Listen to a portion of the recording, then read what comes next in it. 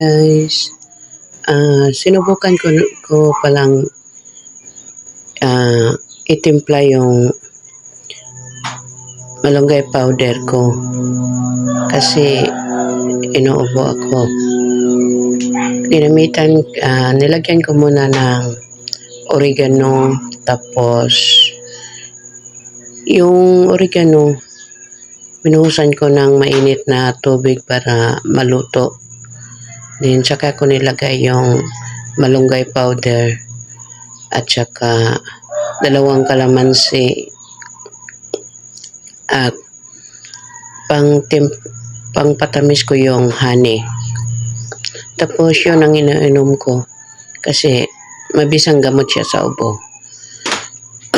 Pero yung malunggay powder ko, napansin kong umaapaw, lumulutang. Kaya bumili ako ng tea bag sa online.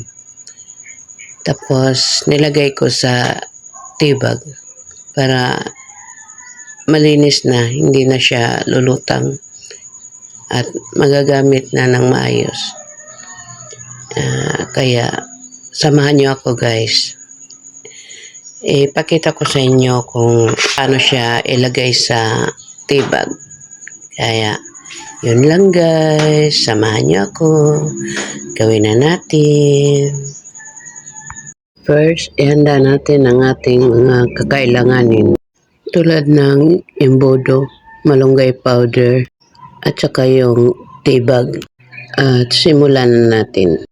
Maglagay tayo ng 1/2 tablespoon sa isang tea bag ng malunggay powder.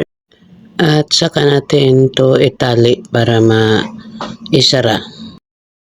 Then, isa na naman hanggang sa maubos natin lahat ng malunggay powder sa paglagay doon sa tea bag.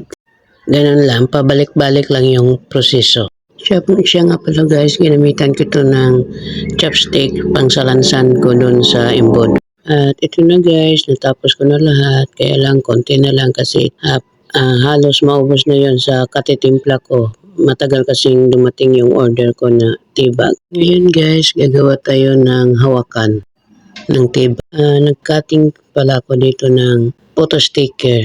Mabuti yung photo sticker kasi may adhesive na siya sa likod. Tapos pwede siyang printahan kung ibebenta mo, pwede mo printahan ng label. Saka mo ilagay sa dulo ng tea bag. Pinagka-cut ko siya ng 1 inch by 2 inches. Tapos pag nailagay mo na siya, tanggalin mo yung adhesive sa likod. Tapos itupi mo sila. Itin mo yung sinulid ng tea bag. At ito na guys, tapos na. Nagawa ko na.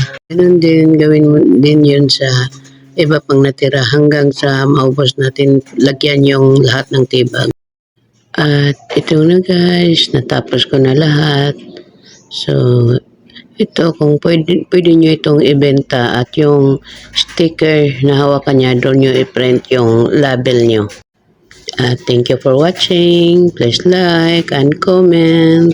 At paki-subscribe din ng aking YouTube channel. Bye-bye!